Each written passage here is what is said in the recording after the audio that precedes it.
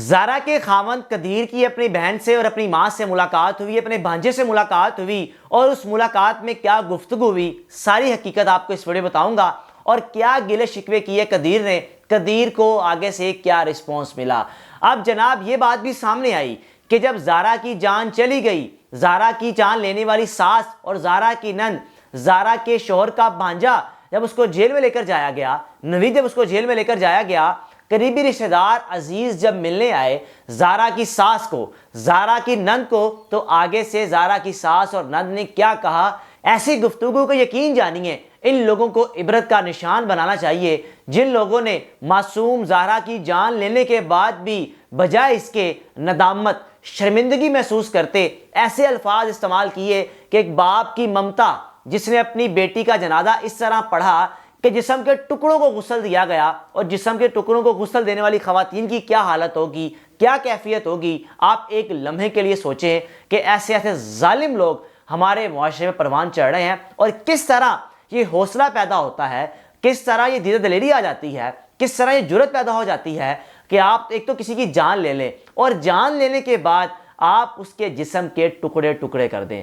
जनाब ज़ारा केस जिसने पूरे पाकिस्तान को हिला कर रख दिया और ख़वातीन ख़ास तौर में परेशान है इस केस को देखकर। वो ख़वातीन जिनकी जवान बेटियां हैं, वो ख़वातीन जो किसी के घर में ब्याह कर चली गई हुई हैं और वो भी कह रही हैं कि हम किस पर एतबार करें, किस पर यकीन करें। और वो ख़वातीन जो अपनी बेटियों की शादी करना चाह रहे हैं, उनके जहन में 100 सवालात आ रहे हैं, खुदा ना खासा हमारी बेटी के साथ ऐसा अमल ना हो जाए, क्योंकि ज़ारा भी किसी की बेटी थी, ज़ारा भी किसी का कलेजा था, ज़ारा अपने बाप की रानी थी और उस बाप से उसकी रानी किस तरह छीन ली गई, या आप लम्हे के लिए सोचें तो यकीन जानिए आंखें नम हो जाएंगी। जनाब अली ज़ारा के हवाले से ज़ारा के बाप ने एक ऐसा इंकशाफ किया, उसने कहा कि जब मुझे पता चला कि मेरी बेटी की सास अपनी बेटी की जान भी ले चुकी है जादू करके, टूने करके, तो मैंने जब एक्शन लेने की कोशिश की तो मेरी बेटी ने मुझे रोक दिया कि अब्बा ऐसा ना करें, मेरा घर खराब हो जाएगा। हालांकि शबीर ज़ारा का बाप खुद भी पंजाब पुलिस में ASI ऑफिसर है और वो चाहता तो ज़ारा की सास को, सुगरा बीबी को गिरफ्तार करवा के तब भी अंजाम तक पहुंचा सकता था, लेकिन वो अपनी बेटी की बातों में आकर खामोश हो गया और उसने आगे किसी किस्म का कोई स्टेप नहीं लिया। अब इस वक्त लोग कदीर पे भी शक का इजहार कर रहे हैं कि कदीर क्यों खामोश है।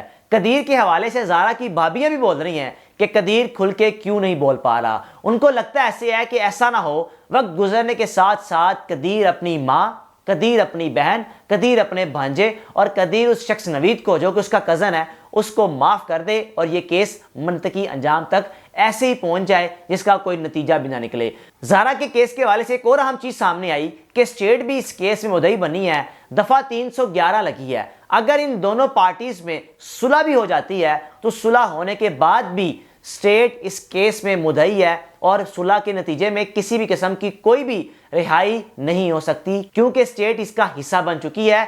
अदालत के जरिए रिहाई हो सकती है सुलह होने के बाद, इससे पहले रिहाई इनकी हो ही नहीं सकती। अब कदीर जब अपनी माँ से मिला, अपनी बहन से मिला, अपने भांजे से मिला, तो वो क्या अल्फाज थे। और जब कदीर की माँ से, कदीर के भांजे से, कदीर की बहन से मोहल्लेदार मिले तो तब इनके क्या अल्फाज थे। वो अल्फाज आपको मैं अपनी ज़बानी बताऊंगा जो कदीर ने आकर मीडिया पर बताया कि मेरी माँ के अल्फाज क्या थे और मोहल्लेदारों को मेरी माँ ने क्या कहा, वो भी मोहल्लेदारों ने बताया। जनाब सबसे पहले कदीर अपनी माँ से मिला, गिले शिकवे किए, आपने मेरा हंसता बसता मुस्कुराता घर उजाड़ दिया। आखिर ये सब करने के बाद आपको क्या मिला, किस बात की जेलसी थी, किस बात का हसद था। मैं तो परदेश में रहते हुए आपके उन तमाम चीज़ों को, तमाम ख्वाहिशात को पूरा भी कर रहा था, घर को लेकर चल भी रहा था। जब घर से पैसों की डिमांड की गई मैंने फ़ौरन पैसे भेजे, जब भी कहा कि इतने पैसों की ज़रूरत है मैंने बिना सोचे समझे सवाल किए पैसे भेज दिए।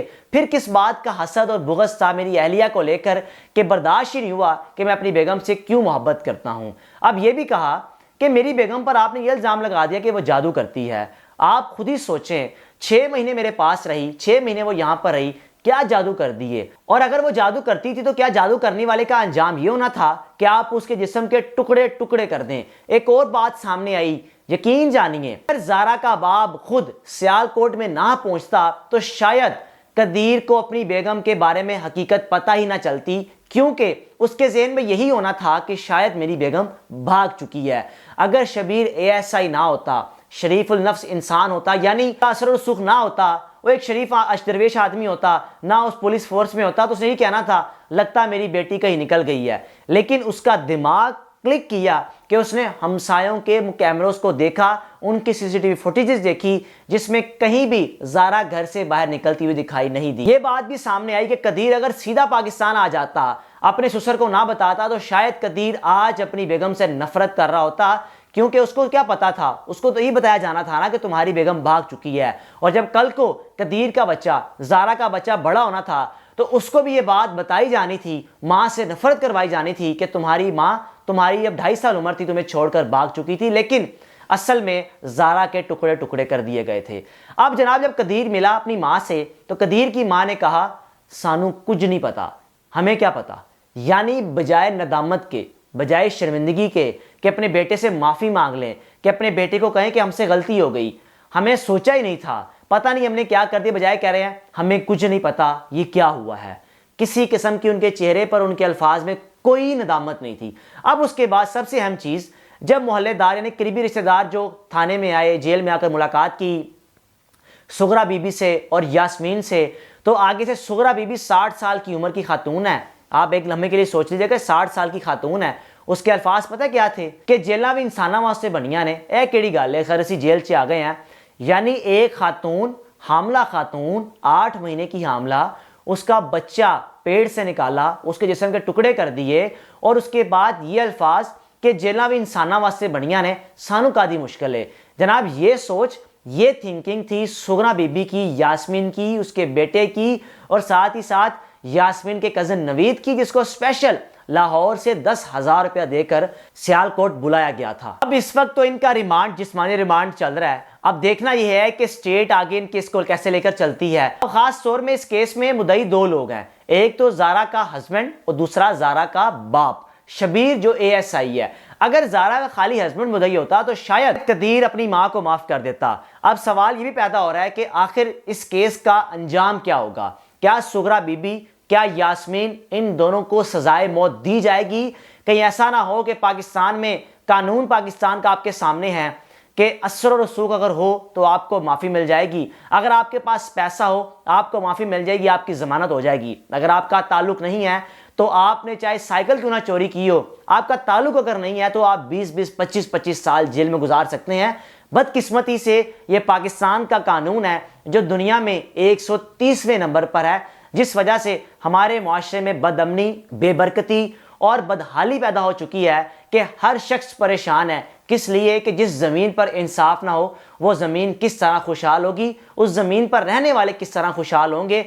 सोचिए, अपना सोचिए, अपने घर वालों का सोचिए, और इस मुल्क के लिए दुआ करें कि अल्लाह इस मुल्क को सही राह पर चलाए और ये मुल्क भी सही राह पर चल के यहाँ पे रहने वाले लोग सुकून की नींद सो सकें, और खुदा ना खास्ता अगर उनके साथ कोई ऊंच नीच हो भी तो उनको पता हो कि हमारी स्टेट इतनी ताकतवर है, इतनी लॉयल है कि हमें इंसाफ प्रोवाइड करेगी बिना किसी ताल्लुक के, बिना किसी असर रसूख के।